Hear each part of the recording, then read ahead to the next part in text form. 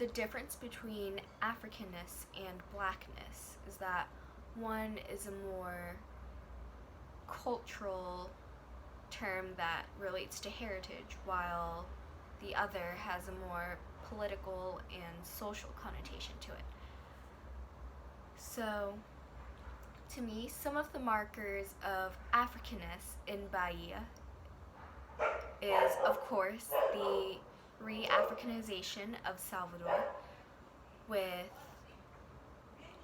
its roots tourism and the reintroduction and resurgence of some cultural activities such as capoeira and candomblé, and how these are sort of marketed and performed for tourists and citizens of Bahia, so that they are seen more as a show or spectacle. So Salvador, or Bahia as a whole, takes advantage of roots tourism, and of course Bahia is known as one of the most African places outside of Africa. So it is used as a way to get tourists, especially African American tourists, to discover their roots or their heritage without exactly knowing where their families came from.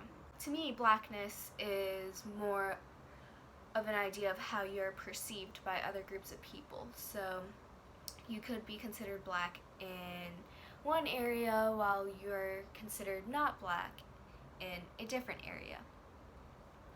So blackness to me also has to do with the inequalities that different groups of people have, and whether your skin color affects your employment opportunities, housing, social services that you receive, and so on and so forth.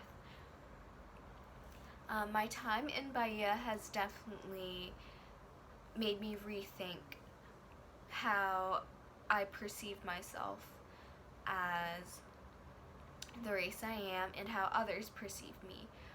So it made me consider, if I had family members of different backgrounds, different countries, but my appearance said otherwise, would I still be considered the same race?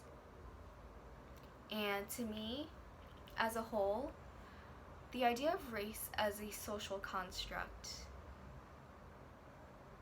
means that